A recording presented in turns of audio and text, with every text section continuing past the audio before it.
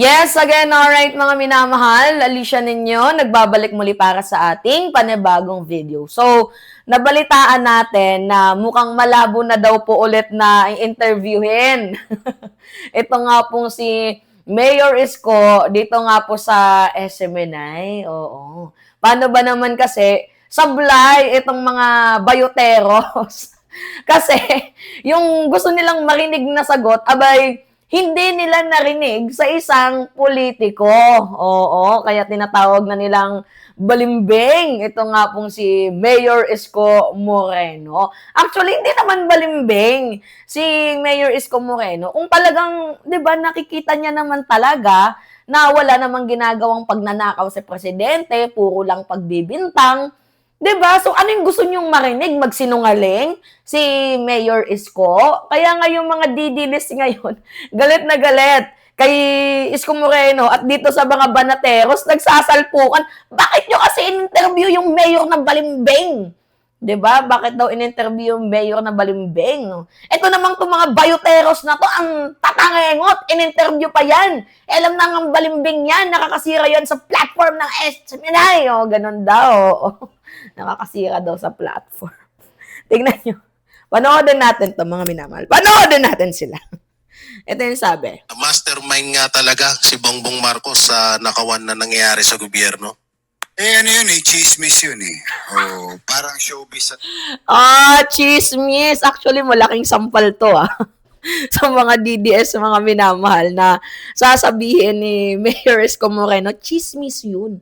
So basically, sinasabihan niya na chismoso.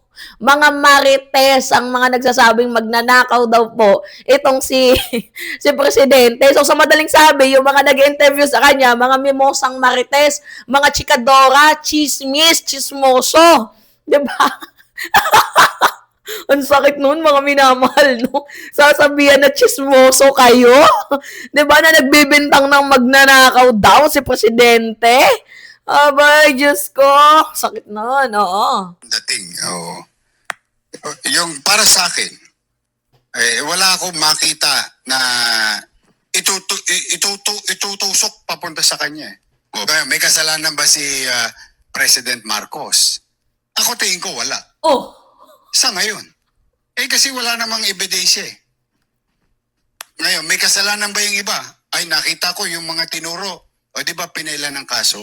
Yung sagot ko kanina, yung kaninang sinabi ko na may mga hinihiring sa sandigan, may hinihiring sa ombudsman, may hinihiring sa korte. Ayun, dapat mapapanagot. Ngayon, kung sino pa matatamaan, buntot nyo, hila nyo. Pero Yorme, let's follow your logic. Yes. Sabi niyo kung nagkamali yung isa, tinuro si ganito, tapos hindi niyo inaksyonan, kayo may kasalanan. Tama. Ganun na nangyari. Si Zaldico may kasalanan, hindi inaksyonan ni Romualdez, so si Romualdez ang tinuturo. Alam naman natin, whether we like it or not at we deny, si Romualdez, hindi naman gagalaw yan nang walang basbas ng presidente. How sure you are? Hindi, ako sasagot Paano mo nalaman nang walang basbas? Yung mga basbas ng presidente, paano mo nalaman yan? Alam mo ba yung isip ng tao? Parang impeachment lang, no? Oh, sabi ni Panelo, may 4 na pusakal na boboto ng impeach, 4 lang daw. Paano niya nalaman na 4 lang? Kontrolado niya ba yung utak ng mga tao? Parang ganito lang din yung logic. Kontrolado mo ba yung utak ng presidente? Kontrolado mo ba si Romualdez? Kilala mo ba si Romualdez? Diyos ko! So there is a corruption from bottom na nanggaling sa Kamara. Imposible namang walang kinalaman ng presidente. May tinatawag kasing by association eh. Misa pag na-associate ka, for example si President Marcos, pinsan si Speaker. Tama, by association. Di ba yan din naman ang ginawa sa akin, katabi ko lang si Joma. Anong tawag na sa akin? Is komunista. Tama. Hindi, straightforward.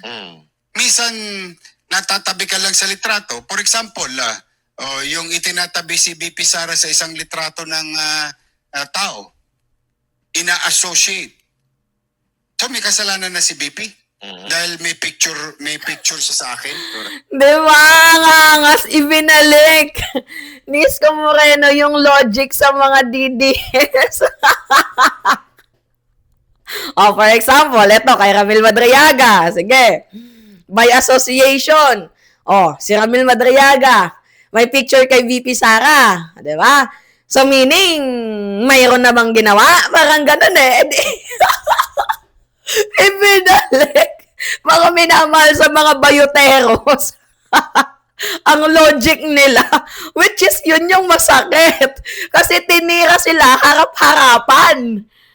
Eh lalo na ako. 5-5 yata nagpa-picture sa akin. Eh paano kung mamamatay tao pala yung katabi ko? So ang point ko is that, you know, kung si Saldi umamin Mm. sa kasalanan niya, Mm. papanagutin niya. Mm. A mastermind nga. Diba? Ang sakit nun. Ang sakit-sakit nun. Ano yung comment dito? Sa pool kayo kay Yorme. Akala ninyo may isa ninyo. Nako, bayoteros, tumigil na kayo at ang mga kasama mo dyan. Wala kayong binadbad kay Mayor Isko. Ilang maleta daw, Isko. Oh my God. Ganyan na talaga. Minamahal ng mga didilis na to.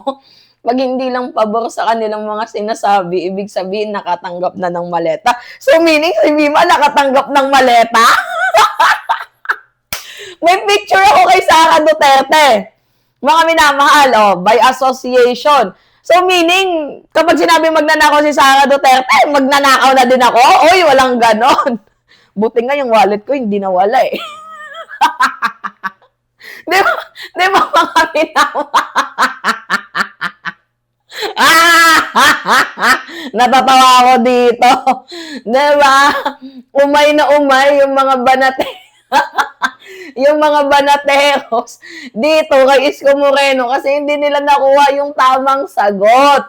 Alam ninyo, kahit sinasabi nilang balimbing si Isko. Eto baka sabihin ng iba, the porket pabor sa inyo si Isko, kakampiyan mo. You know what, mga minamahal? Politics is politics. Sometimes, your enemy becomes your friend. Sometimes, your friends becomes your enemies. Only permanent interest will stay.